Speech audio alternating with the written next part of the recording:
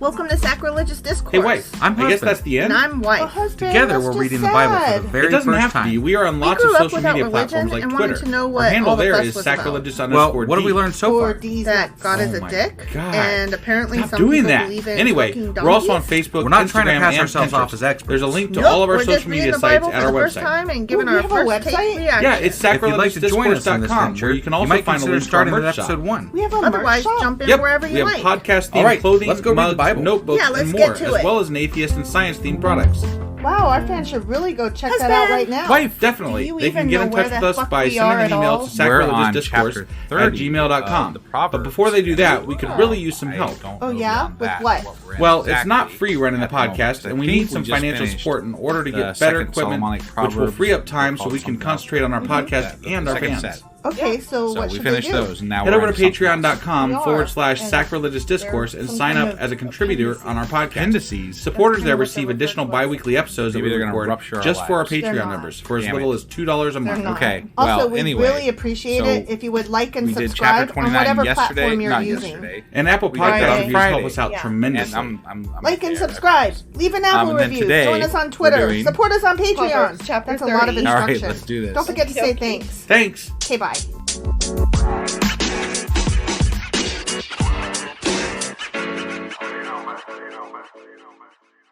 Okay, so we are hopping into Proverbs chapter 30. Yes, we are. Here's just a couple notes. Okay, Okay. just a couple though. Just a couple. Okay. So the book of Proverbs is a collection of collections. No. We are, yes, and we are in the final collection, which is just like Yay! two chapters 30 and 31. And then we're done? And then we're done with Proverbs. Holy, what? That snuck up on me. I know. Shit, I I didn't know. realize that. Yep. I thought maybe there was a few more. We Nope. aren't even going to finish out the fucking week. I know. God damn. Yep.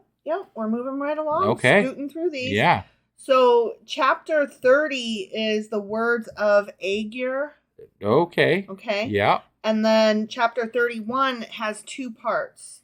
And the first parts are the words of Lemuel.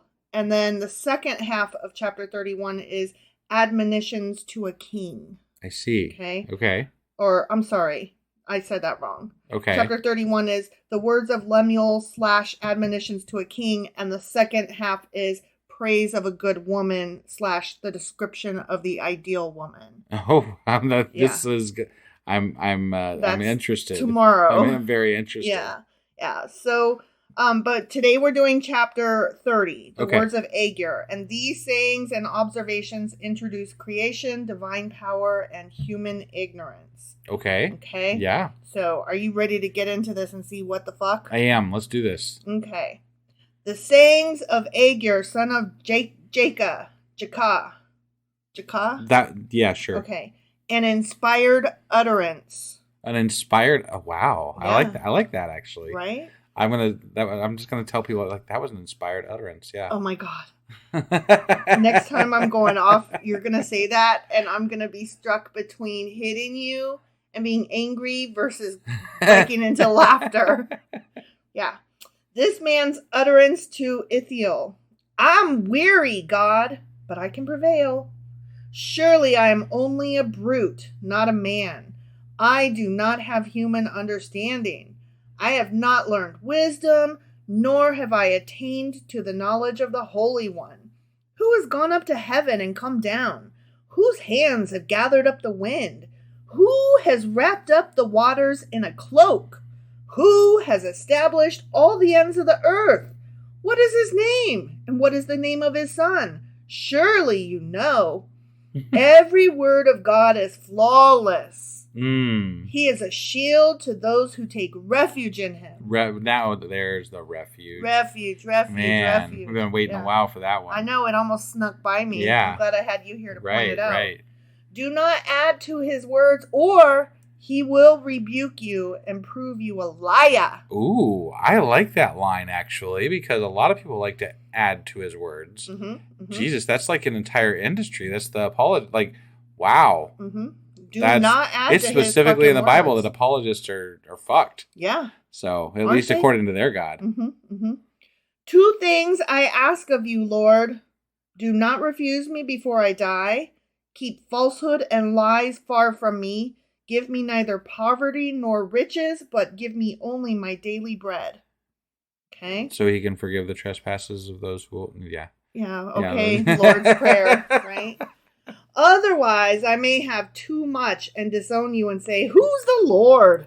I think that's a pretty weak faith if you have too much and that's what's going to cause... You're going to disown God because you have too much? I hate it when I have too much. Yeah, I feel like if I had too much, I'd be extra thankful and want to give back.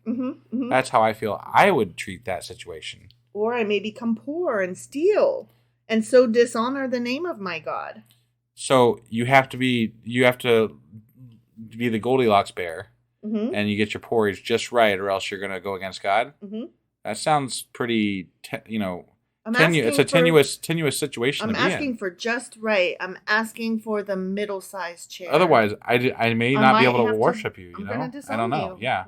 What? That's kind of shitty. All right. So thus ends the words of Agur. Okay, that was verses 1 through 9.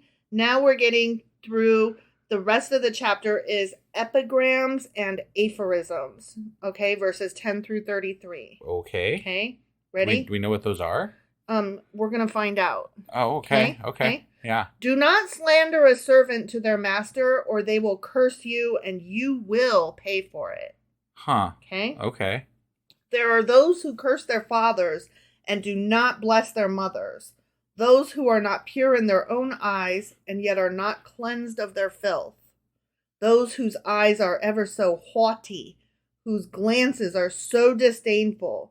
Those whose teeth are swords, and whose jaws are set with knives, to devour the poor from the earth and the needy from among mankind. Okay. I'm not really sure what all that... Right. That's too much. I mean, just... They don't like certain people that act greedy. certain ways. Don't eat other people. Don't eat other people. That's the moral of the story. Don't eat other people, please. The leech has 2 daughters. Give, they cry. There are 3 things that are never satisfied. 4 that never say enough. The grave, the barren womb, land which is never satisfied with water, and fire which never says enough. Okay. Okay, so the grave, the barren womb, land, and fire. Those are the 4 things. Then never enough. They are never satisfied. They're never satisfied. Okay. The eye that mocks a father, that motherfucker. Father mocker. Father mocker? Yeah. You damn father mocker. The eye that is a father mocker that scorns an aged mother will be pecked out by the ravens of the valley, will be eaten by the vultures. Why are you laughing? Because it's so just everything in the Bible is so ridiculous. It's over the top. Really? That's what you went there, huh? Okay. The grass is blades, and they will slice the toes off of your feet. Whoa! What? Are you sure about that? I can't take it seriously sometimes. I'm like, this is dumb. There are 3 things that are too amazing for me. 4 that I do not understand. There are only 3 things that are too amazing and only 4 that he doesn't understand? Sure. Okay. Yeah. The way of an eagle in the sky, the way of a snake on a rock, the way of a ship on the high seas, and the way of a man with a young woman. I could tell you a thing or 2. Wait. What? I thought there were 7 things altogether. No. Okay. There's 3 things that are too... Okay, so there's 4 things that he doesn't understand, 3 of which are too amazing. Okay? Oh. Yeah, that's... Okay. That's the way that's supposed to read. It doesn't, but according to the notes I read, that's the way it's supposed to read. Okay. Yeah.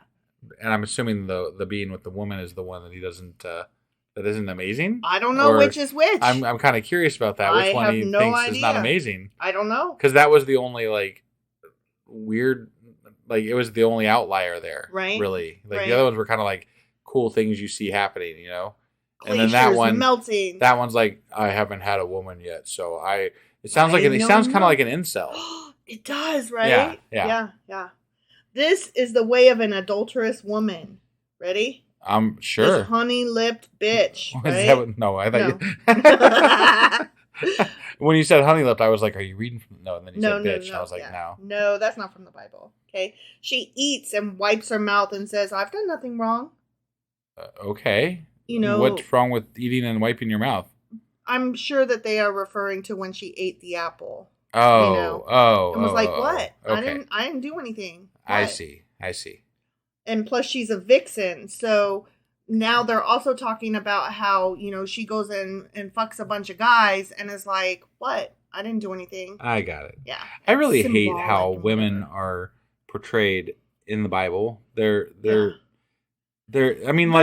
both vixens who, like, every bit of sex is all on them. A, as though that's disgusting, and then B, they are denied even the right to enjoy what sex they might. Like, right. It's okay if they would enjoy sex. Sure. So not only are they like, "Ooh, you're disgusting because you have all that sex, so all sex is your fault," and then on top of that, and moreover, you better not enjoy sex. Right. Like, it's double duty whammy. Yeah. Under 3 things the earth trembles. Under 4 it cannot bear up. Okay. So don't forget the way this math works. They really like this, like, 3 and 4 thing. Mm-hmm. Yeah. But it's not like 3 plus 4. It's 3 of 4. 3 of 4, yeah. Okay. Kind of like 7 of 9. 7 of 9. Yeah. Yeah, exactly. You saw where I was going with that. A servant who becomes king. A godless fool who gets plenty to eat. A contemptible woman who gets married. And a servant who displaces her mistress. Oh, so okay. 3 of those, the earth trembles, and all 4 of them, the earth can't bear it up. I see. Okay? But only 3 of them, the earth trembles, though. Yeah. They're not going to define it for us, I'm not going to tell you which is which. That's for you to know and not know, and me to never find out. This is a really weird bunch of texts here. Mm-hmm. Mm-hmm. So, there's a question about why these are placed here, and some say that because of the way they're written, they should have been tacked onto Psalms instead, or some other writing, maybe. Yeah, or maybe just left them out. I mean, they're very kind of weird. dumb. Yeah, these 2 chapters, everybody's like, "I don't know about all that." Right, yeah.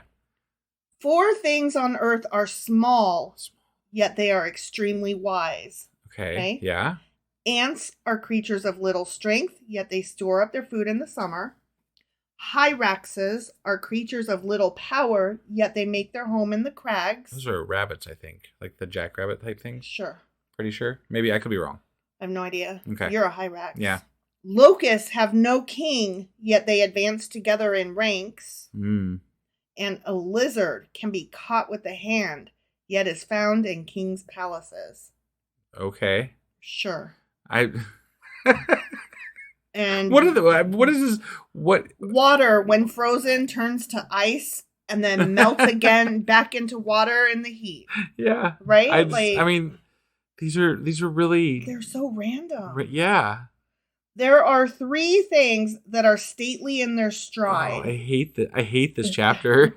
Like, they're weird analogy type things that I'm like, I don't get it. Yeah. Okay, there 3 are things that are stately in their stride. 3 things that are stately in their stride. Yep. 4 that move with stately bearing. Okay. A lion, mighty among beasts, who retreats before nothing. Uh-huh. A strutting rooster. A he-goat. And a king secure against revolt. Okay? Okay. If you play the fool and exalt yourself, or if you plan evil, clap your hand over your mouth. For as churning cream produces butter, and as twisting the nose produces blood, so stirring up anger produces strife. Ah, yeah. Okay. Churning butter. Okay, yeah. Yeah. Totally makes sense.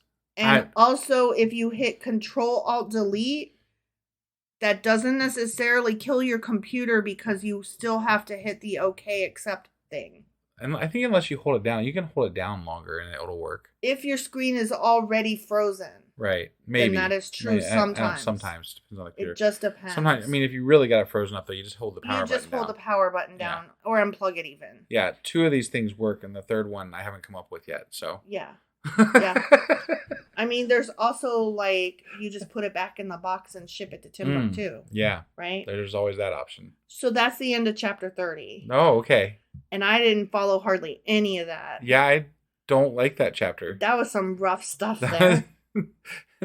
of the 30 chapters that we've read, 29 of them were better.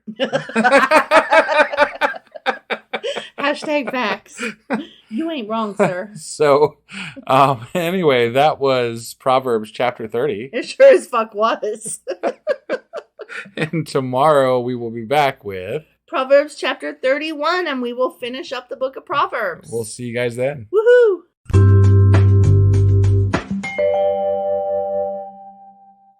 Husband! Wife! Do you know what we're doing today? We are finishing up Proverbs, I believe. Sure as fuck are. Yeah, that's absolutely cool and Another book amazing under our belt. and wonderful, and I'm so happy. Mm-hmm. Mm-hmm. Yeah, that's another book. Yeah. We're getting along, moving right through. We are. Yeah.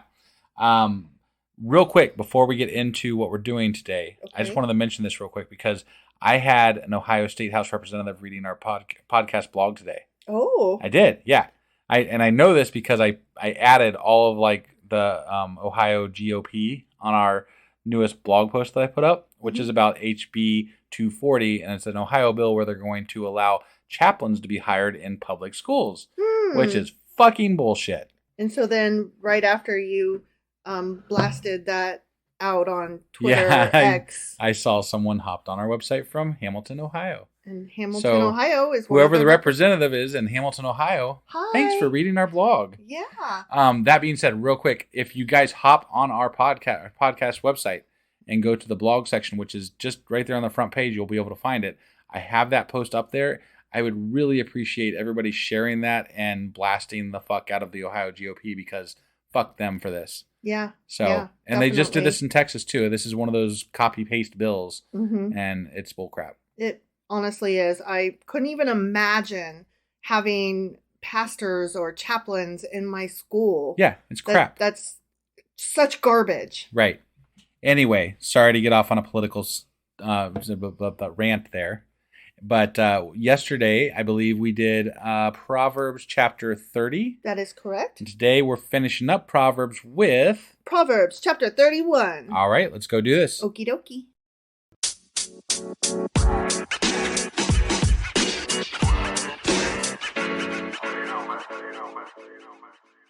All right, so before we hop into Proverbs chapter 31. Actually, before you hop into your description, I realized I have one more quick announcement to make. Oh my God. I know. So tomorrow, if you're listening to this the day it comes out, which is Tuesday, in the morning before 10 p.m. Eastern, that means that tonight you should hop on our Discord channel, which there's a link in the show notes, to join us for our live show tonight, which will be, I think, the wrap up. Yeah. So join us tonight on Discord and be there live at 10 p.m. Eastern on our Discord channel. Link is in the show notes. Yes. Okay, sorry. Now go. Okay. I'm glad I have your permission. Yeah, no, to I'm proceed. sorry. I know I had a lot of announcements today, and I did it all in a really weird order, so I apologize. You kind of did it scattered with no notes. I threw you all off. You did. I did. You did. And you should probably make notes next time. I should, but I don't. Yeah, you barely got me off the computer with what I was doing before we started this. So I know. It's 11:30 at night that we're recording this, and I got to get up at 6 a.m. So and it's mostly my fault. Yeah. Sorry. Yeah. All right. Well, I've kept you up before, so it's fine. Yeah. Anyways, here we go.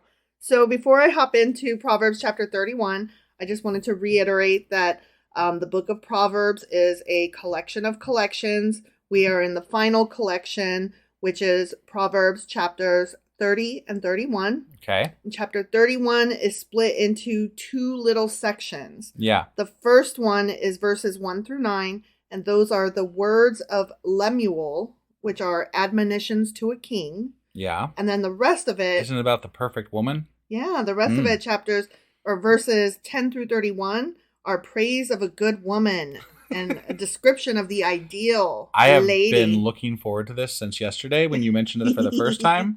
I'm very excited about this. Oh, I bet you are. I am. I can't wait to see what they have to say. Yep. Oh, shit. Oh, shit? Yeah, I had accidentally gone into the next chapter. Oh. And it was Ecclesiastes chapter 1. And I was like, wait, that's not where we are. That is not where we are. Stupid thumb clicked the wrong thing. All right, here we go. Admonitions to a king. Yeah. The sayings of King Lemuel, an inspired utterance his mother taught him. They love that line. Did you get a chance to say that to anybody today? Did not. What I an did not. inspired utterance. I was looking for a reason to use it, but I couldn't find one. So it has to be the right situation. You know? Does. It does. Well, I'll be checking back on that to see if you've used it anywhere. For sure. Yeah. Listen, my son. Listen, son of my womb. Listen, my son, the answer to my prayers. Do not spend your strength on women, your vigor on those who ruin kings. Jesus. Yeah, women suck, huh? Women have a lot of power, apparently. Mm-hmm. That's what I'm gathering from that. Yeah, they are so strong. They can ruin kings. Mm-hmm. Mm. It is not for kings, Lemuel. It is not for kings to drink wine, not for rulers to crave beer, lest they drink and forget what has been decreed, and deprive all the oppressed of their rights. Let beer be for those who are perishing, wine for those who are in anguish. So we don't like alcohol in this chapter. Right. Okay. Yeah. All right. I just want to make sure. Yeah. I mean, look, we've talked about this before. Like, there's different levels of, how alcohol is bad or whatever. Yeah. But I don't. Everything in moderation, including moderation and alcohol. Yeah. Right. So just. Yeah. It's not bad. It's not inherently bad. Right. It can cause bad things sometimes. Sure. So. Sure. Yeah. I'm the last person to encourage people to go out and get drunk when I come from a family of alcoholics and alcoholism. And so just mind your business, people. Yeah. Right. Let them drink and forget their poverty and remember their misery no more. Speak up for those who cannot speak up for themselves, for the rights of all who are destitute. I like this. This is good. And I appreciate that they're saying that the ruler should be clear-minded with regard. Like, I think that's the more important message with the alcohol. Don't get distracted by fucking and partying and just. So I can appreciate that. I just don't like the black and white admonition of it's the alcohol. women who will bring you downfall. Like, hold on a second. Right. Yeah. Speak up and judge fairly. Defend the rights of the poor and needy. Okay. All right. Yeah, I'm down with that. All right. So now we're getting into the perfect woman. The praise of a good woman. Ready? Can't wait. Oh, I'm nervous about this. I mean, I am a bit too, but sometimes this book gives us some juicy shit. It does. I'm hoping this is good. Go Bible. I mean, good in the bad way. In the bad, maybe? I don't know. It's going to be something anyway. Mm-hmm. Yeah. Mm-hmm. A wife of noble character who can find? She is worth far more than rubies.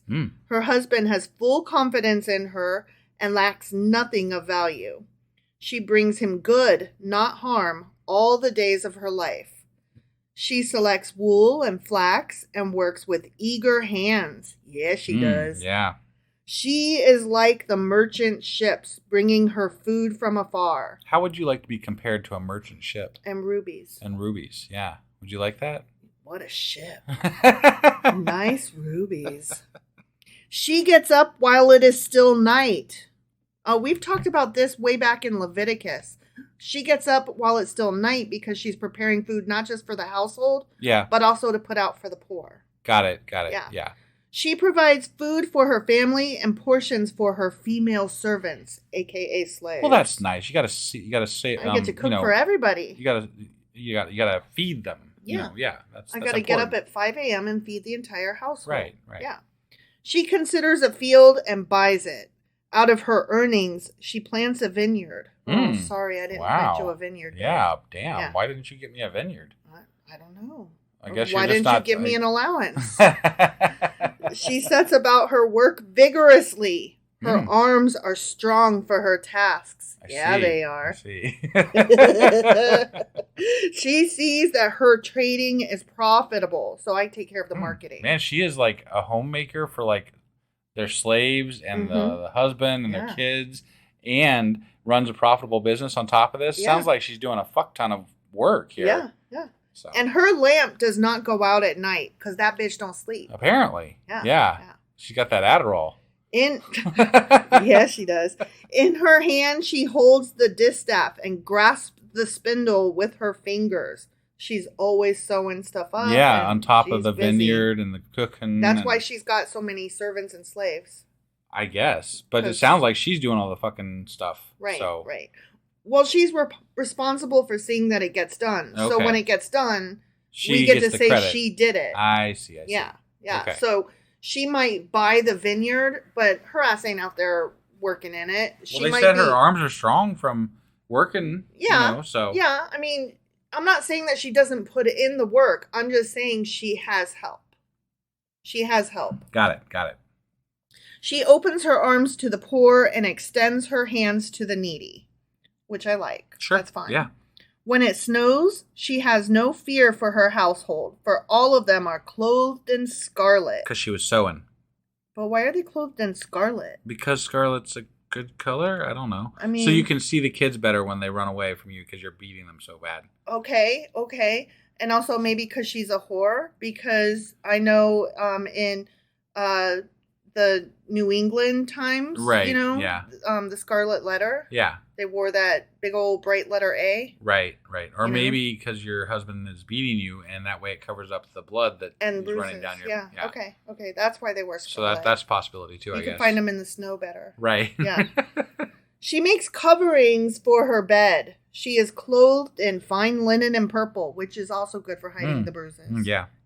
So everybody else gets to wear scarlet. She wears blue and purple. Got it. Yeah. Her husband is respected at the city gate, where he takes his seat among the elders of the land. She makes linen garments and sells them, and supplies the merchants with sashes. So yeah, this bitch always busy. Yeah. This is why white Christian ladies always get into those side hustles where they sell leggings or candles or Avon. I don't know. It sounds more than that to me. Like it sounds like. No, I'm talking about modern day. Yeah, no, I get that, but I mean, what I'm saying is that I feel like she's actually doing almost all the work and holding the house together. Yeah. While the old fuck that's in charge, the guy, the man. Yeah. He's going and sitting in some room smoking a cigar and saying, "I'm in charge," and my wife's taking she cooks some good food. He does go to his job every day. What? Nothing. That's all. That's all he's expected to contribute to the household is that money that he brings. He brings home the bacon. Yeah. But then when he gets in that door, she better bring him a beer and dinner. Well, I mean, she's doing a lot more than just that, but yeah. And all the everything. Right. Yeah. She keeps the toilet clean and scoops the litter box. Yeah. Yeah. She is clothed with strength and dignity. She can laugh at the days to come. She speaks with wisdom, and faithful instruction is on her tongue. Yeah, I could never. You had me at the work, but then when you talk about always being in a good mood and also smart on top of it. Yeah. Yeah. You're asking a lot here. This bitch, she's everything. Apparently. Yeah. She watches over the affairs of her household and does not eat the bread of idleness. Oh, so she does not take an afternoon nap. No, apparently not. No. Her children arise and call her blessed. Her husband also, and he praises her. That's nice of him. It is. It is. Many women, he says, do noble things, but you surpass them all. I see. So he better appreciate her. I guess, This isn't just she does all the work. This is also he has to appreciate her and tell her so. Right. Yeah. Charm is deceptive, and beauty is fleeting, but a woman who fears the Lord is to be praised.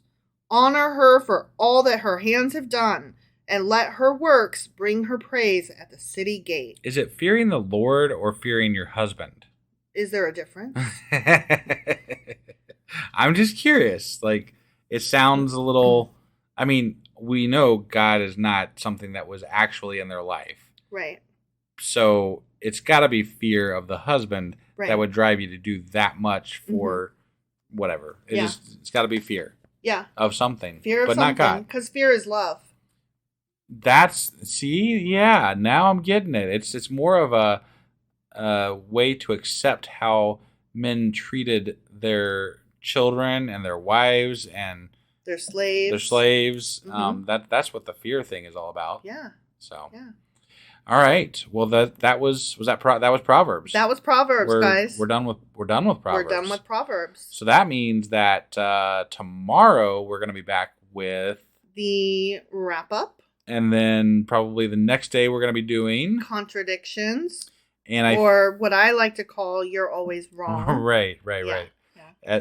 And then I know on Friday we don't exactly have something, but I think we're going to finish up. This week I'm going to finish getting up the rest of our standalone Exodus podcast up on the standalone podcast, and then I think we're going to do a special Contradictions episode for Exodus. So you get to be wrong twice this week. I get to be wrong twice this week. Yeah. Yeah. You know why? Because I'm always wrong. You're always wrong. Yeah. Twice this week. That's the one. That's the one. All right, so just be on the lookout for all that. And if you aren't subscribed to our Exodus podcast, that's where that episode will release.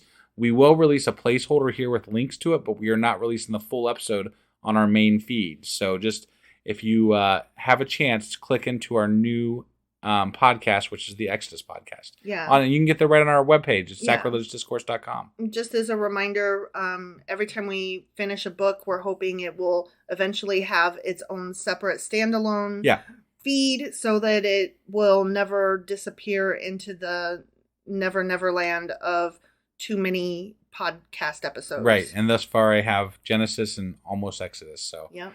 I'm getting there. You are. Slowly You're but getting surely. there. I mean, it's not our main project. It's our side project. Right. But they'll be standalone limited series. Yeah, definitely. All right. Thanks, everybody. We will see you tomorrow. Yep. Bye. Bye.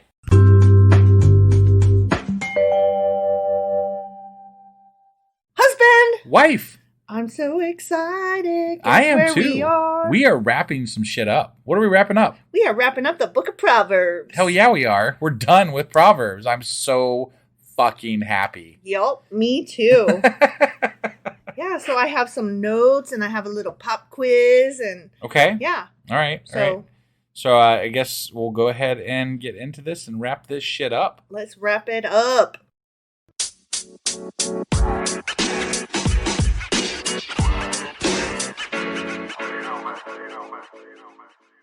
Okay, so we are hopping back into our wrap up of the book of Proverbs. We hopped right in there. We did. We hopped. We did. Literally, we hopped. Stop. No, well, okay. All right. You're making fun and being weird. I know. I'm sorry. Okay. Get your brain on. My brain's on. Okay. So, we've talked about the book of Proverbs before. It's a collection of collections. That it is. And there's like 5 collections. Yes. Or something like that, because sometimes people call the last 2 not a full collection of its own. They break it down into 2 other ones, which would make 6 collections. But whatever. I'm like... Or you could just categorize them as dumb. Sure. That would be how I might do it. It could be. It could be. So, guess what else we have accomplished besides another book under our belt? I don't know. What have we accomplished? Proverbs was the middle book of the Old Testament. So after 3 years, we have finally completed halfway through just the Old Testament. Yes. All right. Yeah. All right. That feels good, though. It does. It does. To be able to say, yeah, I've read half the Old Testament. Right. Or over half. Over half. Over half. Yes, we are over half. Because it's the middle book. Yeah. There's an odd number of books. It is right in the middle. So having reached it, we reached the middle. Now that we've finished it, we're over halfway through. Got it. Okay. Yeah. Proverbs is unique in its connection with the secular literature of its time. Okay. Which sounds weird, right? It does, a little. Okay, so neighboring kingdoms had their own collections of wisdom literature, and in some places, there are significant similarities to those writings. I see. Okay. I mean, that makes a lot of sense because, I mean, I think there's been a lot of carryover of things from other cultures into the Bible or stolen from other cultures, et cetera, et cetera. Yeah, it's all a mishmash. Yeah. Borrowed here, stolen there. I suppose if it's this other culture's like, we're wise, then the other people are going to be like, well, so are we. See, we have wiseness too. Either that or tell me of your wiseness. I'm so impressed. I'm going to take it back and I'm going to mangle it. It's like stealing memes, but you steal Proverbs back then. Or like when somebody has stolen a meme, but then they remake it, but it's not as good. And like they didn't cut the lines good. Have you seen those? And they're kind of fuzzy. Yeah. And it's like, where did you get this? And it's a really, I'm imagining that the original was really good. Right. Well, I think sometimes you can't find the originals. Mm-hmm. Like the originals are gone maybe. Right. And you just have this like bastardized version of a meme. Right. That has been, it's like the game of phone, you know, like you keep passing this image down and after a while it just is a piece of shit image. So, right. Yeah. The genre of wisdom literature was common in the ancient world, and a copious amount of material comes from, where do you think? I don't know. Ancient Egypt. Okay. I mean, Babylon. If I had to have guessed, I guess that's what I would say. Well, I was looking for I you know, to guess, and you were like, I refuse. I might be wrong. I didn't want to sound stupid, you know? But that's what we're here for, is to sound stupid. Next time, just take your shot. I'll just sound stupid next time. Yeah, shoot your shot, man. So there are several sections of Proverbs that seem to be borrowed specifically from the teaching of Amenemop. Oh, Jesus Speaking Christ. of which. Amenemop. Yeah. Amenemop? I have no idea. Okay. Well, that one guy. Amenemop. I think that's it. Okay. Right. Yeah. The teaching of Amenemop is an ancient Egyptian writing, is what I'm trying to say. I got it. I may have mispronounced it. Apologies. I certainly butchered it, even if I didn't mispronounce it in the end. Right. Proverbs teach wisdom through short points and principles, but should not be regarded as, quote, laws or even universal promises. Okay? Or even good. Right. But I really appreciated this note when I read it. Okay. Proverbs is not a list of systematic. Okay, I'm having a hard time.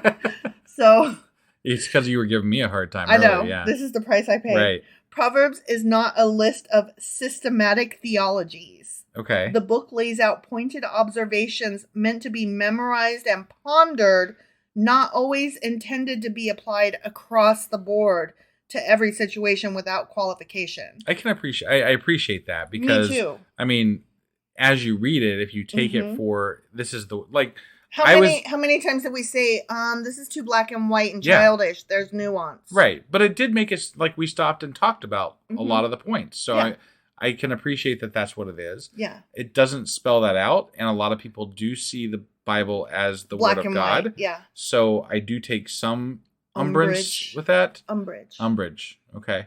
But it's so I don't know. I guess it's dependent. It depends to me on how it's being read by the individual. Sure. And I can appreciate it as a point of where you take off with the idea of like think about this and talk about it. You know. I think what we are supposed to do is be wise enough to look at other writings of the time and see, oh, this was a style. Right. They wrote in these brief vignettes and short little sayings and stuff, and not one of the lot of them meant these to be like black and white. Sure. Like, I think if you're able to look at other cultures comparatively and dissect what style their writing was, then you can say, oh, okay, this makes a little better sense. But if you're just reading it and only it, and God is the only, and black and white, and this is that, and that's it. Right. Then you're reading it wrong. You're missing things. you're missing very important context. Yeah, but I can imagine a conservative Christian pastor pulling out some of these points and saying this is God's word. Right. And it's like, well, it's not. Right. Have you met Egypt? Let me introduce you. So this form of the Proverbs that we've been given here, they demand a broad sweeping statement, and they assume that the reader knows when the maxim applies and when it doesn't. And then there was an example given that I really appreciated. We have two different Proverbs that go right against each other. One is many hands make light work. Yeah. And then another one says too many cooks spoil the broth. Right. And those are both true. But yeah. But not at the same time. And you have to use your wisdom to borrow from Proverbs. To make it apply to the situation that you're in. Sure. Yeah. So and I can appreciate it if it's being taught that way. Sure. Right? Like if because there were some, like many of the things that are said in there we somewhat agreed with. Mm-hmm. If you could take out the black and white aspect of it. You know, Sure. It's just that the way it was presented was very not room for discussion. It's very evil and good and black and white. Right. And I guess it's supposed to be like under the most ideal of circumstances, blah, blah, blah, blah, blah. Sure. And it's like, but life isn't that way. So use your best judgment is the way it should be taught. Yeah, but it doesn't say to teach it that way. It just says what it says. That's because it assumes that readers will know to read it that way because readers of the time did know. And readers several hundred years later no longer know that. Right. Yeah. So anyway, it is what it is. It's a list of things that probably should be read that way instead of the other way. Sure. But so let's talk about authorship a little bit. Okay. It's not Solomon? It's not Solomon, which we already knew. Obviously, that's not historically accurate. Okay. Many of the Proverbs, especially those that go on and on about the virtues of monogamy, would have been pretty awkward coming from Solomon because he had many wives. So it's clear that he was not the sole author of these. Now, he may have been the author of some of the Proverbs, and he may have gathered them. I was going to say, I heard, as we were going through it, I think you mentioned a couple of times that maybe he was more of the gatherer of them instead of the writer of them. Yeah, a lot of them, it's just assumed that they originated from other sources. Sure. Within the book itself, there are collections, which we know, some of which are attributed to men who were not Hebrews. Huh. Yeah. This next bit is so interesting to me.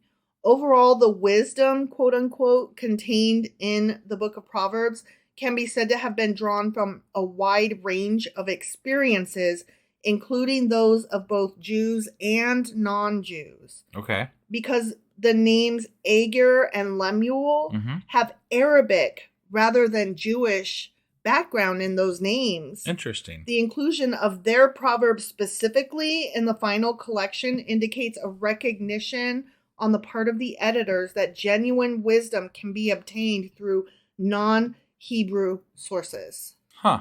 I mean, for the Bible, that's very forward thinking. Right?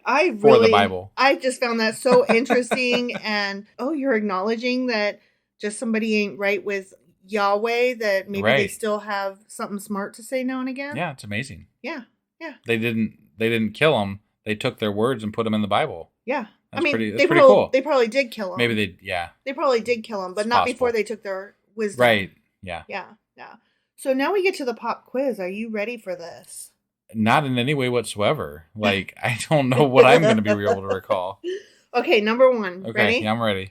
The fear of the Lord is the beginning of knowledge, but fools despise what? Is this multiple choice? It is. Okay, so we've got knowledge and wisdom and instruction, discipline and judgment, or instruction and judgment. I'm going to go with the first one, knowledge and wisdom. Sounds like something that was said in Proverbs there. Okay, we'll get back to it. Okay. And I'll let you know how you did. Got it. Okay? Yeah. Go to the blank, thou sluggard. Consider her ways and be wise. What animal should we take lessons from? Is this multiple choice as well? Mm-hmm. Okay. The ant, sheep, spider, or horse? Oh, I feel like the ant got some play in that in the Proverbs at some point. That's what I think. So I'm going to go with the ant. That's what I would have guessed. Yeah. Okay.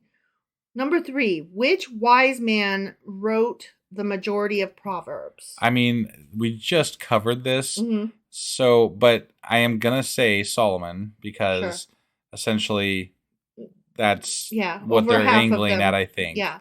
The other choices are Moses, David, or Abraham. Oh, yeah. No, none of those. Right. Yep. Number 4, the legs of the lame hanging limp are the equivalent of what in the mouth of fools?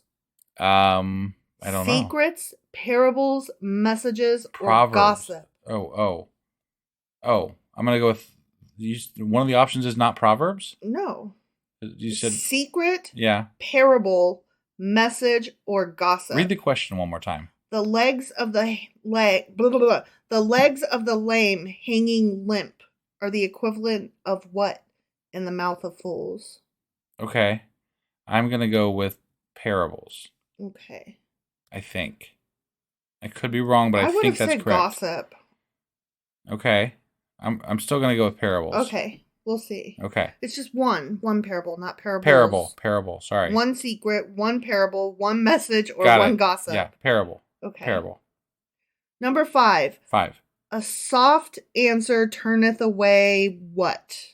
This is multiple Wrath, choice? Okay. the devil, the foolish, or the righteous? No, not the devil. What's the first one? Wrath. I'm going to go with wrath. I would have either gone with that one or the righteous. Soft words won't turn away the righteous. Oh, you're right. Yeah. Okay, So you're wrath. right. Yeah, wrath. Okay, number 6. Everyone that is proud in heart is what to the Lord? A delight, a servant, a son, or an abomination? Everyone who is... Say that one more time. Everyone who is proud in heart. Oh, okay. Is a delight, a servant, a son, or an abomination? Abomination. Okay. That's what I think. You're probably right. Because he doesn't like proudness, remember? Yeah, he doesn't like that proud people Get rid things. of that pride. Remember we were talking about how it's okay to be proud? Yeah, So, you're right. Yeah. Number 7. Which one of these is an abomination to the Lord? A lazy man, a false balance, a foolish mouth, or an unfaithful servant? Oh. Huh. Right? Can you choose multiple answers? No. I guess I'll go with the lazy person because they said the sluggard all the time. Yeah, that's what I would guess. I don't know. Right. That's what I would guess. Number 8. A wholesome or healing tongue is described as what? A tree of life, a medicine, life of the flesh, or an excellent spirit? I don't even have a guess on this one. But read those answers again for me. A wholesome or healing tongue is a tree of life, a medicine, life of the flesh, or an excellent spirit. I'm going to go with excellent spirit, I guess. I don't really know the answer to that one. I think that might have been worded differently in our version. Could be. Could be. I just don't recall that. Number 9. Hate stirs up strife, but what does love cover? A guilty heart, a lying tongue, all sins, or hateful imaginations? Oh. Sorry, I'm going to need those answers one more time. Hate stirs up strife, but love covers a guilty heart, a lying tongue, all sins, or hateful imaginations. I'm going to go with all sins. Okay. I don't know the answer to that one either. I probably would have said either that or I don't know. I feel like I'm wrong on that. But I know. why would that cover all sins? But I don't know. These are hard. Yeah. Okay, number 10. What metal is the tongue of the just likened to? Oh, tongue of the just. Read them off for me. Gold, silver, bronze, or iron? Ooh, the just. I'm going to go with iron, I guess. I think it's silver. Is it silver? Yeah, I think so. Okay. Well, let's go with silver. I was going to say silver, but I thought that was with regard to like the not good people. Because that was saying for the just. Oh, maybe it is bronze. Not bronze. Oh. Iron. Oh. Iron. Well, yeah. I don't know. Maybe it's bronze. Who knows? Okay, well, I pick silver. Okay, we're going to pick silver. Okay. Yeah. Number 11. An excellent wife is what to her husband? You. Aww. Thanks. You're a sweetheart. That was nice. Yeah. You don't really always think that, though. Okay, an excellent wife is a jewel, a crown, a delight, or an honor to her husband. Jewel. I think you're right. How many of these questions are there? I think there's 15. Okay. Oh, wait. No, there's 20. Okay. All right. Sorry. Okay, hold on. Now I have to scroll back up. Yeah. Okay, number 12. Yes. It is better to obtain wisdom than what? Money, diamonds, gold, or silver? Money, diamonds, gold, or silver. I'm gonna go. They're all basically the same thing. I know, right? Gold, I guess, since we're in the Bible. That's what I would have guessed. Yeah. Number 13. How shall the man's belly be satisfied? By the honeycomb, by the words of the wise, by the fruit of his mouth, or by the love in his heart? I'm going to say honeycomb. I remember something about the there's honeycomb, definitely but I something about don't know if honeycomb. it was that one. Right, yeah. Okay, number 14. The king's wrath is as the roaring what? The waves, a lion, his army, or the wind? I'm going to say a lion. That's what I would say too.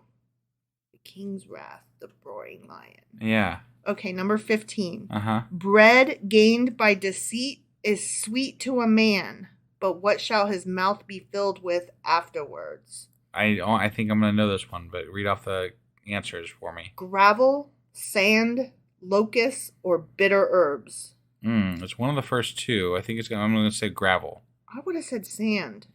Because remember we talked about sex on the beach? Okay. All right, let's go with sand. Everywhere? Let's go sand. Yeah. I thought that was in regards to weighing it, though. So, I don't know. All right, well, I picked sand. Okay. Number 16. A word fitly spoken is like what of gold set in silver? Figs, grapes, drops, or apples? I'm going to say figs. That's what I would say, too. But I don't know the answer to that one. Yeah, I don't either, but I would have guessed figs. This is rough. I could have done with 10 questions. Like, the first 10 I did pretty good, I felt. I know, I'm sorry. These last ones are just kind of shit questions. I didn't make them. I know, but you're reading them. Number 17. Wisdom is more precious than which gems? Diamonds, emeralds, rubies, or pearls? Rubies. I don't think it's rubies. Okay. Do you want rubies? Let's go with rubies. I don't think it's rubies. All right. I think it's diamonds. I don't think it's diamonds. Okay. Number 18. Deceit is in the heart of them that, what? Maketh lies, shed innocent blood, imagine evil, or condemn the just. I'm going to say the first one. Maketh lies. Yeah. Because that's what deceit is. Right. Right? Yeah. Okay. Number 19. Which king contributes words of wisdom in Proverbs Chapter 31? Wait. Chapter 31? The last one. The one we just read. Oh, shit. Read them off. Samuel, Saul, David, Lemuel. Lemuel. Yeah. Like, I knew that anyway, but they really put it to where it's the only one it could be. Right. Like. Yeah, the rest of them yeah. That's so stupid. Right. They should have put Agur in there. Yeah. So that you had to remember which one was which. Right. Yeah. Okay, number 20. Last one. Mm-hmm. The name of the Lord is what place of safety? A deep cave, a strong city, a strong wall, or a strong tower? I would say a strong wall. Sure. I have no fucking idea. Nor do I. Okay, submit. See how bad we did. Oh, it looks like we got a ton wrong. I figured. Yeah, I didn't know. All right, number 1. The fear of the Lord is the beginning of knowledge, but fools despise wisdom and instruction, whereas we picked knowledge and wisdom. Oh, shit. Oopsie. Yeah. Number 2. We got this one right. Go to the ant, thou sluggard. Okay. Consider her ways and be wise. All right. Yay. Okay. Which wise man wrote the majority of Proverbs? Solomon. We got Obviously, that one right. Yeah. The legs of the lame hanging limp are the equivalent of parables in the mouth of fools. I got that one right? We got that one right. Yeah. A soft answer turneth away wrath. We got that one right. Awesome. See, we should have just done the first 10. I know, right? That's what I'm saying. I was like, it's got little triangles, and I thought the triangle would indicate like, oh shit, you got this wrong, but it doesn't. Okay. So, it looks like actually we got a lot right. Oh, okay. So yay. Yeah. Okay. So everyone that is proud in heart is what to the Lord? An abomination. We got it right. Awesome. Oh, but we got this next one wrong. Okay. Which of these is an abomination to the Lord? It's a false balance, but we picked a lazy man. Okay. Well, whatever. Right. Whatever. I mean, I don't have great balance. I don't either. You don't have great balance. I fucking fall all the time. We got this one wrong too. A wholesome healing tongue is described as what? Should be a tree of life, but You picked an excellent spirit. I did, because I didn't know the answer. Yeah, I know. So. That's okay. I got it wrong too. Right. Hate stirs up strife, but what does love cover? We picked all sins, and that's right. correct? All right. Okay. Yeah. Oh, we got this one right too. Sweet. What metal is the tongue of the just likened to? It's silver. Oh, okay. See? I would have picked the wrong one if it was me alone. Yeah. Oh, we got this one wrong, and it makes me sad. An excellent wife is a crown to her husband, not a jewel. Got it. God damn it. Yeah. Okay, but we got this one right. Okay. It is better to obtain wisdom than gold. Okay. See? Yep. I picked that one. Right. We got that one. I thought we both kind of picked that one. No. Wait, what were the other options? Wasn't one of them money, okay, diamonds. yeah, okay. Oh no, you know what? I think I had picked diamonds. I was going to say, I was like, that was you. Yeah. You got that one. Right. Sorry. All right. How shall the man's belly be satisfied? We picked honeycomb, but the answer was by the fruit of his mouth. I almost said that because I kind of remember that being in there, like but fruit I of the loom? didn't know. Yeah, right. Oopsie. Well, somebody talked about honeycomb somewhere. They did, definitely. Because they talked about honeycomb. You talked about honeycomb. Yeah. So that's how stuff. I know. Yeah. Honeycomb's good. Yep. The king's wrath is as the roaring of a lion. We got that one right. All right. Okay. Mm-hmm. Bread gained by deceit is sweet to a man, but I should have went with your answer. Gravel shall be in his mouth afterwards. Yeah. I picked sand and it was gravel. I apologize. Yep. I fucked you up. That's all right. A word fitly spoken is like apples of gold set in silver, not figs. Okay. That was on both of us. Sure. We got this one right. Wisdom is more precious than rubies. Yay. I got that one. You. That's the one I got right. You got that one right. You did not want to go with that one. I did not. Deceit is in the heart of them that imagine evil. We chose maketh lies. Okay. All right. Oopsie. Yep. Which king contributes words of wisdom in Proverbs Chapter 31? The only one it could be. Lemuel. Right. Yeah, we got that right. The name of the Lord is what place of safety? It's a strong tower. Oh, damn it. We picked a strong wall. Yeah, I just figured that towers wouldn't fly because, Tower of Babel. Like, I didn't think God liked towers, Who knows? They're too up. They're too tall. Yeah. They're too trying to touch heaven. Right. So we got 11 out of 20, which means we got more than half right. We got a 55%. Nice. That's not average, passing, but... The average score for this is 51%. Hey, we are better than average. We got one more right than most people. So fuck you. Good shit right there. Yep. So that is our wrap it up. Yeah, it sure is. Mm-hmm. So that is Proverbs. Well, that's the wrap up for Proverbs. Mm-hmm. And tomorrow we will be back with one more episode of Proverbs. And that will be... You're always wrong because you are. Also known as the Contradictions episode. If you say so. I do. Okay. And we will see you guys tomorrow. Indeed we will. Bye.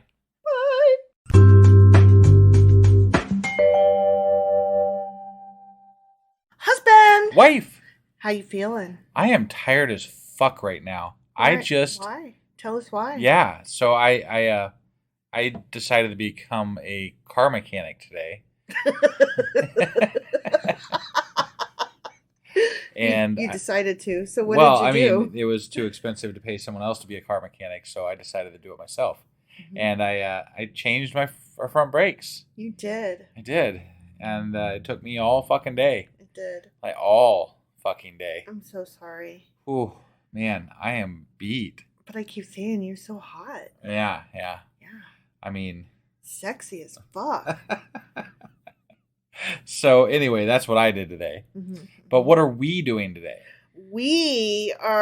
I'm really sorry to put you in this position.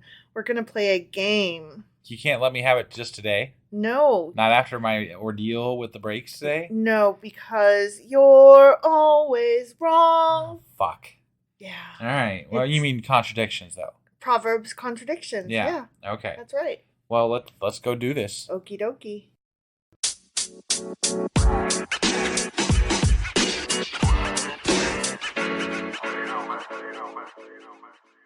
Okay, are you ready for these contradictions? I am ready. Okay, Proverbs, we already did the wrap up and everything. Yeah. So we finished this it. This is the last Proverbs episode, everybody. Yep. Just to make sure we say that one last time. But I'm really last excited about it because it again means that we're over halfway through the Old Testament. Yeah, and we're done with Proverbs, which and we're done. I'm very excited about. Yeah, me too. All right, question 1. Can God be found? No. I'm just speaking from personal experience here. Okay, let's go with no. Yeah. Okay. God will not be found by those who seek him. And it says that in Psalms chapter 18. They cried, but there was none to save them, even unto the Lord, but he answered them not. And then again in Proverbs chapter 1, it says, then shall they call upon me, but I will not answer. They shall seek me early, but shall not find me. I see. Because, sometimes he can be a little dick. Right. Yeah. Right? Playing hide and seek. Yep. Yeah. But guess what? What? You're always wrong. Of course I am. Yeah. Because, of course, God will be found by those who seek him. Oh. In Proverbs chapter 2, which just contradicts what we just read about Proverbs chapter 1. Yeah. It says, if thou criest after knowledge and liftest up thy voice for understanding, if thou seekest her as silver and searchest for her as for hid treasure, then shalt thou understand the fear of the Lord and find the knowledge of God. But you didn't find God, you just found the knowledge of God. Well, that is true. You didn't actually find God. That is true, but in Proverbs chapter 8 it says, those that seek me early shall find me. Oh, okay. So, all right. I mean, that's so pretty... there it says, yeah. Okay. And of course, there's a bunch of other ones that are in the New Testament that I can't use yet. Sure. So, okay. Yeah. So, yes and no. But yes, you can find God. Sure. Yeah, you can't find God. Except for when you can't. Right. So. Yeah, when he's being a little peekaboo bitch. Right. All right, question 2. Should we think for ourselves? Yes, you should. So, in my opinion, again. Yeah. Well, Proverbs chapter 2 says, yes, so that thou incline thine ear unto wisdom and apply thine heart to understanding. Yeah, right. Yeah. That's good advice. Okay, but guess what? What? You're always wrong. That one just can't be wrong, though. Because in the very next chapter of Proverbs, chapter 3, it says, trust in the Lord with all thine heart and lean not into thine own understanding. Ah. Yeah. Don't do it. Okay. Don't trust yourself. I'm gonna skip that advice. Me too. So. Me too. Yeah. Yep. I'm just gonna go in that specific instance. I'm gonna go with I am right.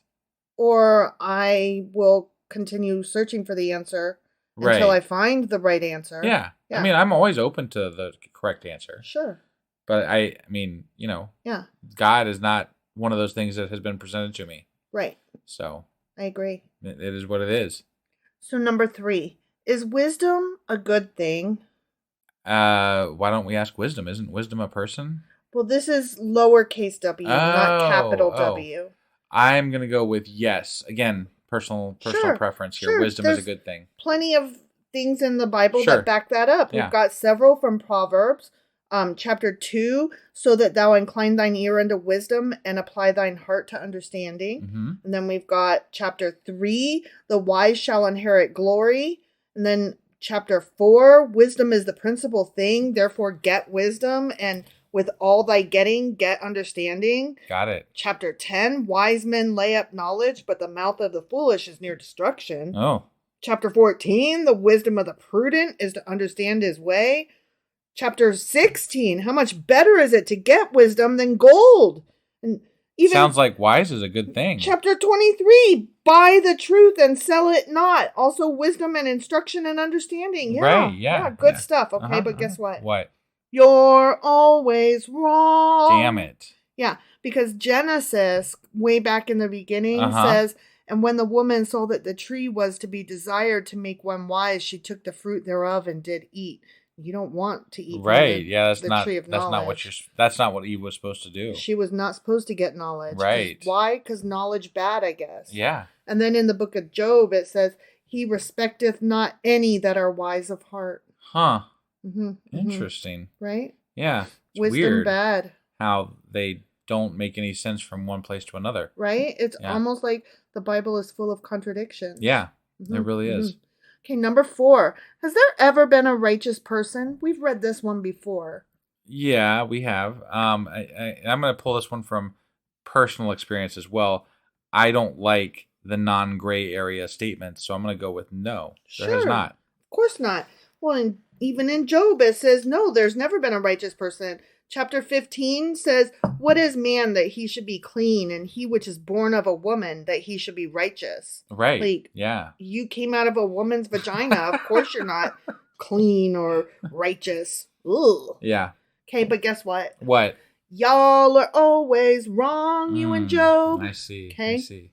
Because there have indeed been many righteous people. Have there? Okay. All right. Back in Genesis chapter 7, for thee, Noah, have I seen righteous before me. Gotcha. And then in 2 Samuel, therefore the Lord hath recompensed me, as in David, according to my righteousness. So David was righteous. I see.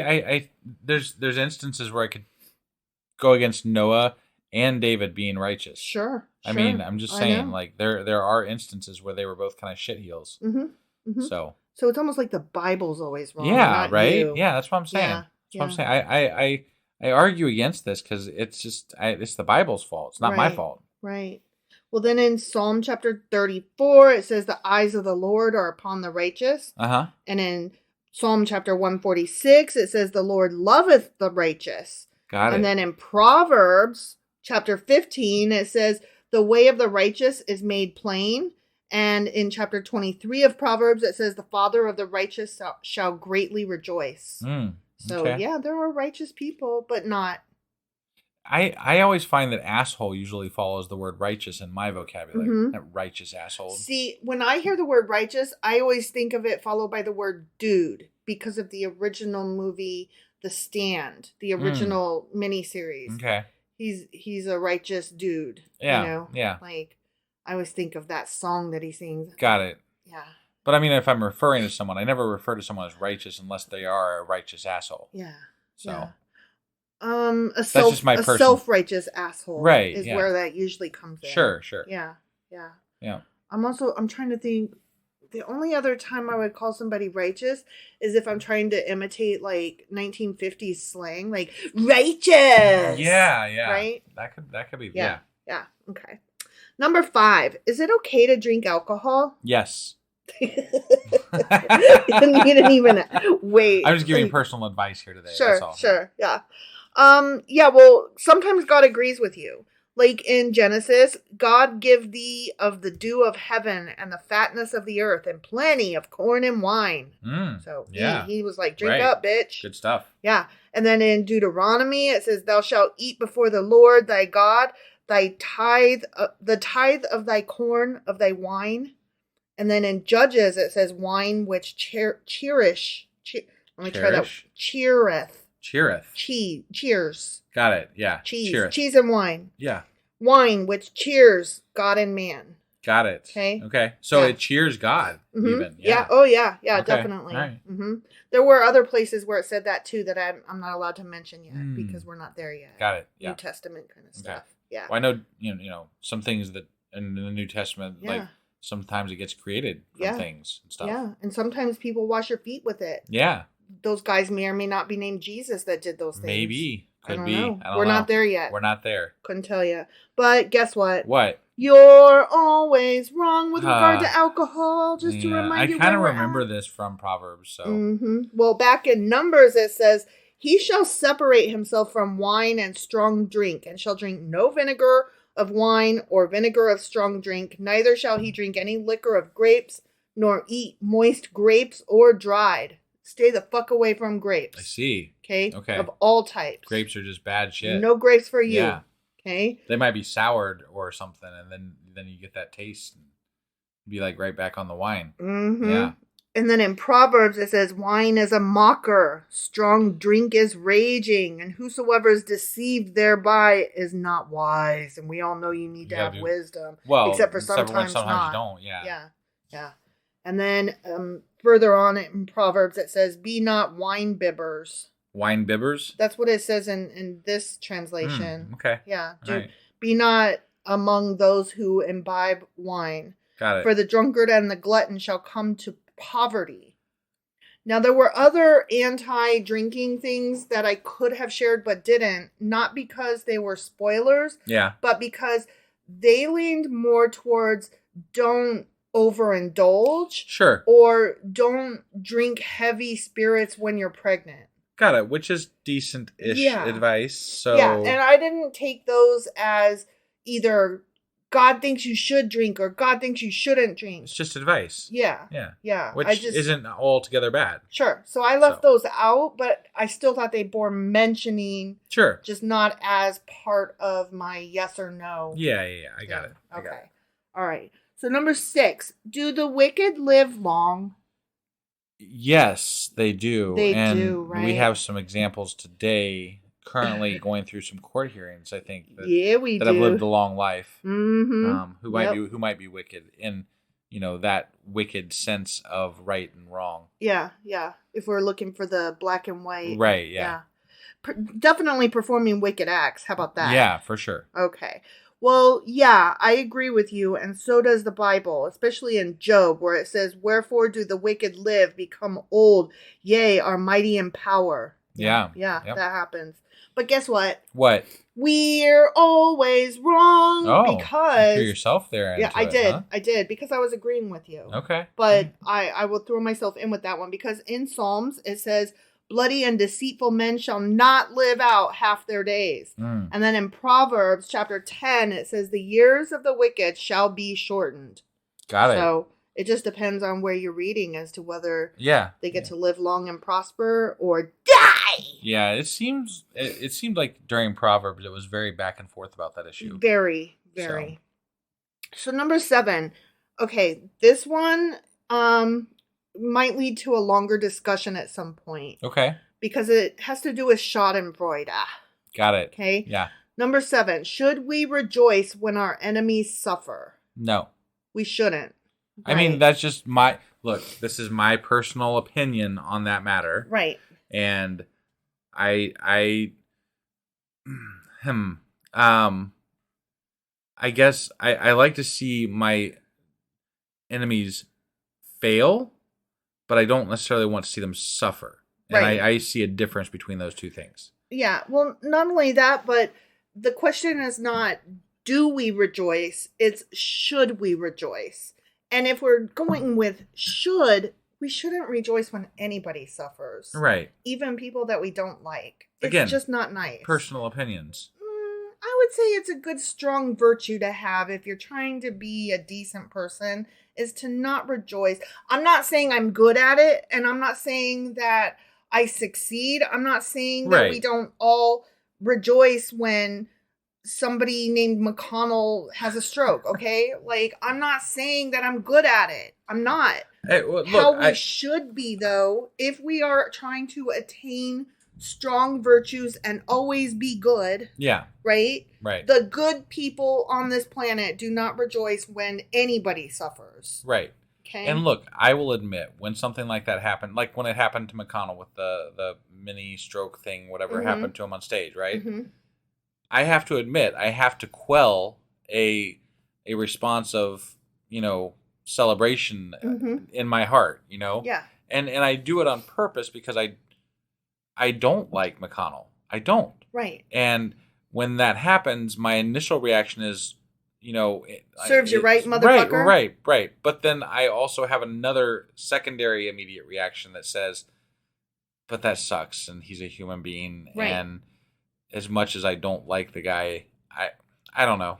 I just, it's not that he's going through a rough time right there, right now, you know, and I suppose it depends on how bad this person is, but McConnell is just a schmuck, Yeah. And so I guess him having a stroke on stage or whatever happened to him I felt is not worth. It's not something I wanted to celebrate. It makes your soul dirty if you have a soul, right? But we don't. But no, I know. I'm just saying, it doesn't make you a nice person. Sure, it just doesn't. Now, I had an online friend, so, one of those online friendship kind of things, that their instant reaction was they had the exact opposite situation. Okay. Where their instant reaction was, oh my God, that poor old man on stage in front of everybody having a stroke. That's tragic. He's somebody's father and blah, blah, blah. You know, and that's just tragic for anybody. And then their secondary reaction kicked in the opposite way of yours. And they were like, if that was me, that motherfucker would not give two shits if I lived through this. And if he knew I was a Republican or a Democrat, I mean, right. You know, he would cheer for my demise. And, you know, fuck that guy. I don't think he really has anything that he stands for. He started off as a Democrat initially, right? He stands for power, greed, and the wealth of old white men hanging on with the last shreds of their fingernails to whatever they can. Right. Yes, I know what he stands for. Yeah. I just thought it was an interesting discussion that, sure. You know. No, I mean, Schadenfreude is, it's always an interesting discussion because it's going against, like, no matter which way you go with it, some part of it goes against your nature. Mm-hmm. You know, like, we do empathize with people, so we do care about people's well-being, but we also do not like certain people, and we don't like the things they're doing, and we want to see them fail. So either way you go with the reaction, you're at some level going against your natural inclinations. Sure. So I would say, in the interest of trying to be the best person that you can be, I'm not telling you don't have Schadenfreude. That's not something that you can really control. Right. Honestly. You know, whatever your first reaction is, it is. I can't control it. Right. Like, it's something that I have initially, but then... What I would say is just be aware of it. Yes. And make note of it. And, you know, talk about it with people. Talk about it with yourself. Ask yourself, is this reaction the reaction that I wish I had in my heart? Right. Know? And I think that's the most important part. I don't judge people that have the joy response, and I don't judge people that don't, you know? But I think if you are willing to question your reaction, then you're on the right path to figuring out what is the actual right reaction for yourself. If there is a right reaction to be had at all. Sure. Yeah. But I think because they go counter to each other, the responses that we might have to those situations, I think it's important to at least examine those responses. Yes. And that's what I was getting at. Sure. But here's what the Bible has to say about it. Okay. So, should we rejoice when our enemies suffer? And we both said, no, you really shouldn't. Right. You know? Yeah. In Proverbs Chapter 24, it says, rejoice not when thy enemy faileth, and let not thine heart be glad when he stumbles. Sure. Sure. And then, but we're always wrong. And Yeah. I'm not going to sing that because this one is... Because fuck that question. Universally, we're always wrong. Right. In Psalms chapter 58, it says, the righteous shall rejoice when he seeth the vengeance. He shall wash his feet in the blood of the wicked.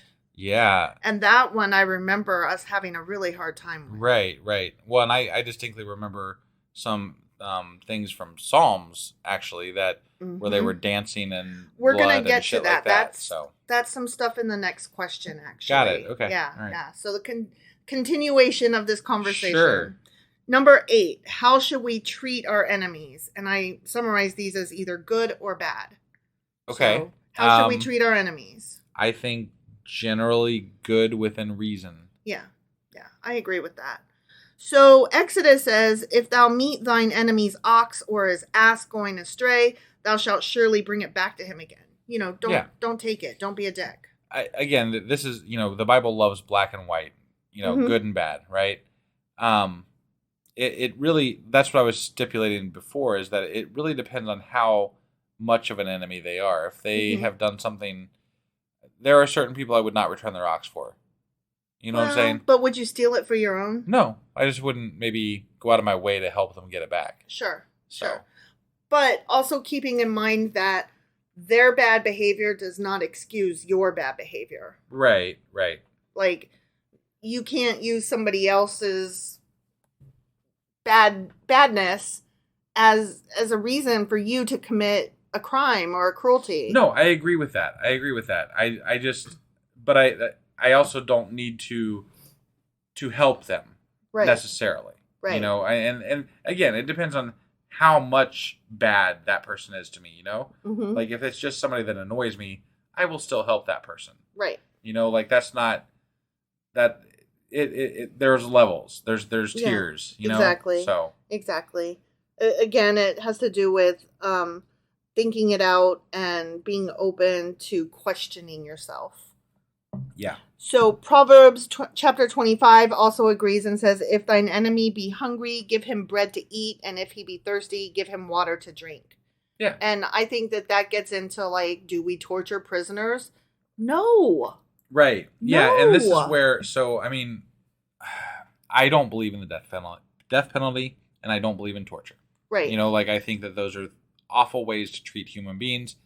That being said, again, at a personal level, there are certain things that might make me want to change my mind about those things, but that's why we have a legal system that it takes it out of the personal. Right. You know? Right. And because if you were to act on that on the personal level, that's not justice, that's vengeance. correct. And that makes you committing badness. Yeah. Yeah. So I mean, I think that as much as on a personal level, somebody might want to enact vengeance upon someone, I think it's important to realize that not everybody is always correct on their initial reactions, and that the court process needs to be honored.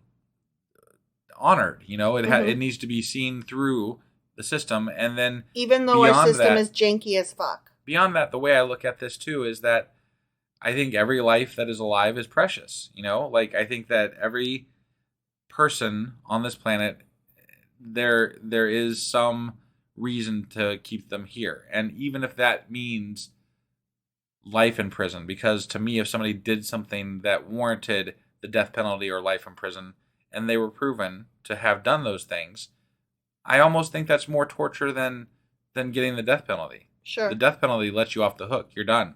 Yeah. You know? That's true. Life in prison, you have to sit there and think about it the rest of your life. Right. And, you know, I don't feel like there's any win when it comes to killing somebody who did something wrong. True. So. True. Sorry, I'm going off on a rant. No, that's okay. It doesn't matter anyway, because I'm always wrong. You're always wrong. Yeah. And I have quite a few of these. Okay. So Psalms chapter 35 says, let the angel of the Lord persecute them. Let destruction come upon him at unawares. And then Psalm 55 says, let death seize upon them and let them go down quick into hell. And then Psalm chapter 58 says, break their teeth, O God, in their mouth. Let them be as cut in pieces. Right? God. And here's the one you, quote unquote, liked. Yeah. Psalms chapter 68, let dogs' tongues lap their blood and dip your feet in whatever remains. Yeah. Thy foot may be dipped in the blood of thine enemies and the tongue of thy dogs in the same. For fuck's sake. Right? That's so crazy. Gross. Yeah. Psalm 83, do unto them as unto the Midianites. They become as dung for the earth. Right? And then Psalm chapter 109, set thou a wicked man over him, and let Satan stand at his right hand, and let his prayer become sin. Let his days be few, and let another take his office. Let his children be fatherless, and his wife a widow. Damn. Let his children be continually vagabonds and beg. Let there be none to extend mercy unto him. Neither let there be any to favor his fatherless children. Damn. Let his posterity be cut off, and in the generation following, let their name be blotted out, meaning, and let their kids be unable to have kids too. Yeah. Let the iniquity of his fathers be remembered with the Lord, and let not the sin of his mother be blotted out. Wow. Right? That was a fucking rant. That was fuck you, die, and fuck your kids, and fuck your kids' kids. Right? Fuck all of you to hell and back, and then fuck you again. Yeah. Like, yeah, that was rough. Yeah. And then last one, Psalm chapter 139. I hate them with perfect hatred. I count them mine enemies. Pooh. Okay, and the last one. This one's a little lighter. Okay. Is it okay to use perfume? No. Fuck no. Don't use perfume, please. I don't know if y'all been listening, but husband fucking hates perfume. Yes. It makes me... I can't breathe. Like I hate it. I know. You don't like candles. You don't like incense. No. You don't like air spray. You just don't like anything that is unnaturally scented. No. I feel, no. So the Bible agrees with you. In Exodus chapter 30, it says, "As for the perfume which thou shalt make, ye shall not make to yourselves. It shall be unto thee holy for the Lord." So perfume's for God, not you. The fuck? Right? How does God use it? Well, he uses it however he fucking wants. Okay? Okay. And then in Proverbs, I don't know if you recall this from chapter 7, it was a woman dressed like a prostitute with crafty intent. You know, when the youth is like on the street wondering which way to go, right? Yeah. Right? And you got honey-lipped vixens, coming at him every which way, trying to get him. They're going to get him. And then he's going to fall, and then his dick will accidentally fall on him. You know? So I, a woman dressed like a prostitute and with crafty intent, have perfumed my bed with myrrh, aloes, and cinnamon. Oh. And that's her wily ways. She's going to get you with her perfume. I got it. Okay, but guess what? What? You're always wrong. Oh. You're always wrong. Yeah. Because Proverbs says ointment and perfume rejoice the fucking heart. Wow. Yeah. Okay. Not mine, but... You know. And then in Esther, it says, Esther was brought also unto the king's house. Remember, she bathed in this ship for a year. I do, yeah. Now, when every maid's turn was come to go into King Ahasuerus, Pluramedon,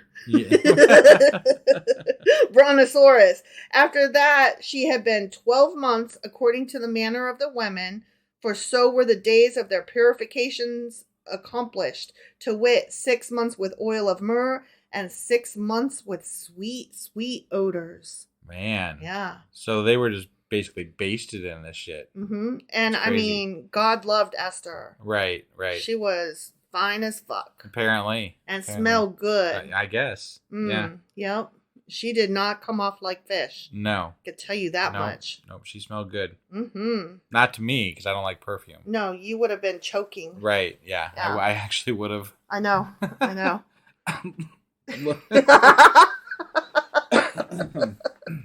Everything okay? Just thinking about it, yeah. Just thinking about it made you cough up. Apparently. Oof. So was that all we had to cover today? That's all we had to cover today. Okay, so that's contradictions for Proverbs. It sure as fuck is. And that means no more Proverbs. No more Proverbs. We're done with Proverbs. Yep. It's over. It's done. All right. Well, I guess, let's see. We'll see. We're doing a teaser for the Exodus, I think. Wait. What are we doing? Yeah. Friday is going to be the Exodus Contradictions. Yeah. For Patreon members, and then we'll be back to our regularly scheduled programming we'll do a Sunday book club, I think. Mm-hmm. And then on Monday. And Sunday will be alive. Yeah, Sunday will be alive, and it'll be the very start of. So we've started doing a Sunday Discord live event for our friends overseas. We're doing it at a decent time for them to be able to participate. 3 p.m. Eastern, and it'll be on Discord. Links are always in the show notes for Discord, and that'll be the very first episode of Ecclesiastes. No, we're doing Ecclesiastes on Monday, which we record on Sunday. Oh yeah, I'm so stupid. I'm sorry. Yeah. No, you're right. So if you want to join us live on Sunday at 3 p.m., you'll get a jump on Ecclesiastes. That is true. Yeah. You will. You should. So you should do that. You really should. Definitely. All right. We hope to see you there. Otherwise, you know the schedule, and we'll see you then. Yep. Bye.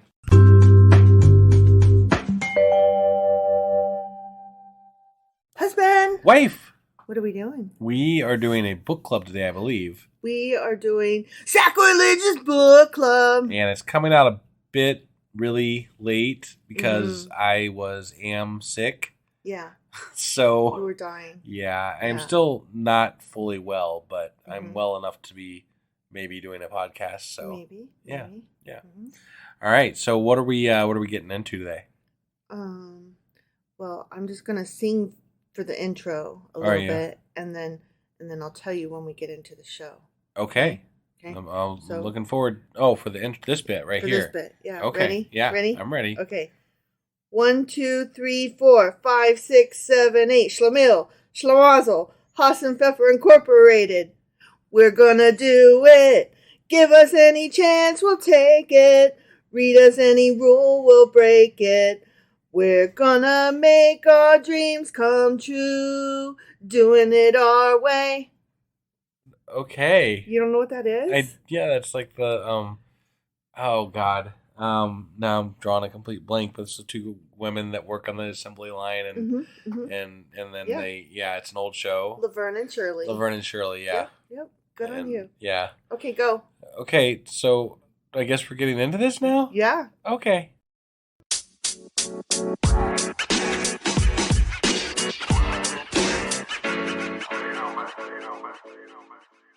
Okay, so we are jumping back into this book here called A Treasury of Jewish Folklore, Stories, Traditions, Legends, Humor, Wisdom, and Folk Songs of the Jewish People. Uh-huh. Edited by Nathan Ozubel. Yep. And you keep looking at me because I'm you want to waiting know for like some what sort of the an fuck. explanation as to what's going I'm getting on. there. Yeah. I'm getting there. Okay, so part 1 was Jewish Salt. Part 2 was Heroes. And we are in part 3, the Human Comedy. And we are still in chapter 1, Droll Characters. Uh-huh. And last week we did Schnorrers and Beggars and Fools and Simpletons. And this time we are in Schlemiels. Schlemiels. And Schlemazels. And Schlemazels. But not Haas and Pfeffer Incorporated. Okay. Schlemiel, Schlemazel. Okay. Now do you get it? Yeah. Yeah, as soon as I heard those words or saw them in the book, I was like, hold on a second. I see. Yeah. I was like, I'm fairly certain that's the beginning of... And now we've just lost anybody that's not, like, on their deathbed. What? It's such an old show. Well, I see what you're saying. Laverne and Shirley? Okay. Come on.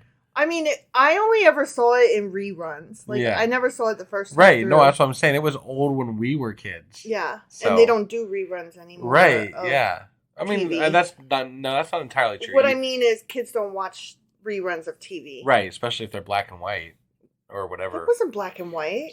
They weren't? Oh. No. Oh, I say vaguely, I thought they were black and white. No. And it was a offshoot of Happy Days. Right. Did you know that? I did vaguely know that, yes. Okay, yeah. And the Fonz came on for 4 episodes. Ooh. Yeah, to make sure that it was a heavy hitter. Got it. Yeah. So, do you know what a Schlemiel or Schlemazel? I have no idea. Or Haas and Pfeffer Incorporated is? None of the above. None of the above? Nope. So, if I were to translate that bit, it would be a klutz, a loser, rabbit stew, copyrighted. I see. Okay. Haas and Pfeffer is rabbit stew. Right. I did know that only because of Bugs Bunny, though. Oh. And it only occurred to me after you said Haas and Pfeffer stew. So I never said Haas and Pfeffer stew. Oh, well, whatever. I said rabbit stew. Yeah. Okay. Yeah. All right. So let's get into this book. Yeah. Okay. Mm-hmm. All right. We're in the intro of Schlemiels and Schlemazels. Okay. Page 343. And you just got a big old smile on your face because I got to say Schlemiel, Schlemazel. It'll never get old. Look, you guys, I never got to watch Laverne and Shirley except through reruns when my parents weren't around. They weren't like real big fans of the show. Got it. And I've watched a few episodes. Well, women working probably, went against their I was going to say social mores. Well, I have watched a few episodes since then, and oh my god, that show is hilarious. Yeah. It's really good. Yeah. So it's no wonder my parents didn't like it. Yeah. Okay. So anyway, out of the poverty of European ghetto life arose 2 folk types, the Schlemiel and the Schlemazel. The words Schlemiel and Schlemazel are rarely applied according to their precise meanings. Almost always they are used interchangeably. This is, of course, not altogether without reason, as the 2 types did have an affinity. They both had their origin in the same economic swamp of ghetto stagnation. Also, their end product was identical. Failure. Got it. Okay, so we're going to get into, what the fuck are they, though? Okay, yeah. but what actually is a shlemiel? Ready? Yeah. In the Jewish folk mind, the shlemiel is conceived of as an awkward, bungling fellow, plagued not only with butterfingers, but with absolutely no skill in coping with any situation in life. He is forever getting in his own and everyone else's way and spoils everything he attempts. I see. So a bungler. Okay. And what's a schlemazel? Essentially the same thing. He's a first cousin to the shlemiel. No matter what he puts his hand to, it turns out he is wrong. But not because he lacks ability or intelligence, but because he has no luck. The cards of an intensely competitive life are stacked against him. Okay, so we've got a klutzy idiot bumbler, and we've got an unlucky fool. Got it. Okay? Yeah. To put it succinctly, a wit has made the following neat distinction between these two types. I love this. Okay. A schlemiel is a man who spills a bowl of hot soup on a schlemazel. I think that about sums it up. Right? Yeah. And you can see why they're used interchangeably in that case, right? Yeah. Right? And then with regard to schlemazel, the poet Abraham ibn Ezra wrote, "If I sold shrouds, no one would die. If I sold lamps, then in the sky, the sun for spite would shine by night." So, there you go. Yeah. Okay. There is a type of shlemiel in Jewish folklore who stands by himself. He is the henpecked husband. And a couple of these stories that we'll get into reflect that. Got it. Okay. Yeah. Because there are so many shlemiels in Jewish life, there was naturally a superfluidity of henpecked husbands, meaning lots and lots of. You know what a henpecked husband is? Not exactly, no. His wife is a harpy who's always getting on. She rules the household, and she's always like, "Why can't you?" And "You never." And "I'm always bossing you around to tell you a thing." And he is kind of whipped. Got it. You know? Got it. In Bible times, the shrew was considered as a divine punishment which will fall to the lot of the sinner. There is a proverb, "It is better to dwell in the wilderness than with a contentious and angry woman." An unknown but probably long-suffering Talmudic sage became downright bitter about it. "Life is not worth living for a husband who has a domineering wife." Okay, so here is our first little story on page 345. Okay. Called The Master. Yeah. A man was married to a shrew, and she's always called a shrew. Huh? She's always a shrew. Got it. Yeah. A man was married to a shrew who ordered him around the livelong day. Once, when she had several women friends calling on her, she wanted to show off before them what absolute control she had over her husband. Damn. "Shlemiel," she ordered, "get under that table." Wow. Without a word, the man crawled under the table. "Now, Shlemiel, come out," she again commanded. I won't, he defied her angrily. "I'll show you that I'm still master in this house." He was under the table yelling that. What a bunch of shit. Yeah. Okay, on page 346, we've got Poor Man's Luck. A rabbi was asked to explain why it was that everything was permitted the rich, but not the poor. Is there a separate Torah for the rich and another for the poor?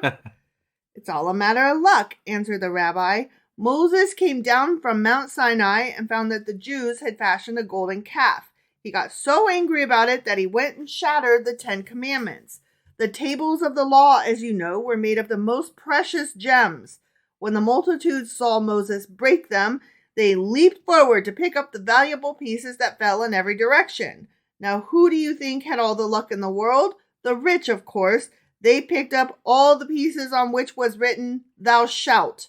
The poor, on the other hand, who have been schlemazels ever since the beginning of creation, had no luck at all. All they could pick up in the Scrabble were little bits of the tables on which were written the word "not." So there. I thought that was it's perfect. not exactly how it went down, but yeah, that's funny. Yeah, well, I like that it kind of gets into stuff that we've been reading about. Right. Yeah, no, I like that. Yeah. Okay, so now we're going to skip ahead a bunch because these were not my favorite. Oh, I see some music bars in there. Yeah, there is a story with a bunch of music bars. This Wow. guy was given $300 by his or not dollars, dinars, by his shrew of a wife, and she told him go into business, go buy some stuff and sell it. Yeah. And so he went and he heard 2 songs and he thought that they were great, so he bought them. Oh. And then he went to a tailor and had them sewn together. Yeah. Okay. So that he could sell them. And so he came home with nothing to show for it, and his wife was mad. Got it. So yes, you did see that. That's what that story was about. All right. Yeah. See, not my favorite. No. No. Not my favorite at all. Okay, here we go. All right. I skipped a whole bunch. You skipped a whole bunch. I did. Yeah. Well, because like once you've read a couple of them, then you're like, oh, okay, I get the flavor of these. Right. And then a lot of them weren't as funny. Sure. You know? Yeah. And it was like, no, I already want picked something out, good to read. Yeah. I already picked out the good ones. Right. Yeah. Okay, this one's on page 358. One use for scholarship. One day a stranger came into the house of study. No one had ever seen him before. Without a word, he made his way to the shelves where the books of sacred lore were stored. He began to pull out one huge tome after another. Folios of the Talmud, the commentaries of Rashi, Ibn Ezra, and the Rambam. At the end, the house of study was full of scholars. They watched the man at his work with incredulity. What a learned scholar he must be, whispered one, awestruck. Never in my life have I seen a scholar use so many authorities at one time, said another. Methodically, the stranger piled up his big books. Then, to everybody's amazement, he climbed on top of them and reached for a hard cheese he had hidden on the very top shelf. Saw that coming, or at least something to that effect, you know. I was like, "Whoa, what's Obviously, this gonna be he's about?" not studying all those books. So. No. Yeah. Oh yeah, that was it. Oh, that was it? That was it. Man, Yeah. you didn't find a lot of good stuff in that chapter, I apparently. didn't, because I don't need to hear about shrews and henpecked husbands. Right, yeah. But I do want to go back to Laverne and Shirley a little bit. Oh, okay. Okay? Yeah. Here's the thing. If you enjoyed that show, you probably also enjoyed but forgot that in the movie Wayne's World, which, yes, is very old also. Yes. But, not as old as Laverne and Shirley. Not as old as Laverne and Shirley, no. That they did a bit in the middle of their movie. They did. Yeah. They did. And I'm going to link to that because it's funny as fuck. It is. So I'm going to link to the opening of Laverne and Shirley, and then I'm going to link to the Wayne's World bit. But I'm also going to link to, there's a really interesting interview with Penny Marshall and Cindy, what's-her-face? I can't remember. The actress that played Shirley. Gotcha. What's her name? Shirley. No. Cindy. Shoot. Can't remember. Okay. Yeah. Anyway, it's a really interesting interview between the two of them where they talk about how they came up with that theme song for the show. Okay. And they basically couldn't think of anything to do. And Penny Marshall had grown up singing that as a schoolgirl. They just used to sing it like a ditty on their way to school. Like they would skip along and sing that on the way to school. And so the director, who was it? Rob Marshall? I don't know. Penny Marshall's husband. The director, somebody Marshall. Okay. Okay. Anyway, he was like, Penny, sing that thing that you told me that you used to sing when you were a little girl, and teach it to Cindy, and let's do that real quick. Yeah. And so that's how they came up with that. Because everybody was always like, what is that? Why are you doing that? What is that about? Right. And why? It wasn't really about anything. It was just something from her childhood. Yeah. Got it. Yeah. Okay. Which I thought was interesting. Fair enough. Although Schlemiel and Schlemazel does kind of, fit the tone and the mood, because they were just two women working, trying to make it, and right. Had bad luck. Yep. Yeah. All right. Well, so is that all we got for today for the book club? That's all we got for today for the book club. Schlemiels and Schlemazels. Thank you guys for joining us, and we will see you. We'll have the weekly out here shortly, and then we'll be doing a couple of episodes for Ecclesiastes 2 today because we're way behind. Yeah, 1 and 2. We'll see you guys on some new episodes here soon. All right. Bye. Bye.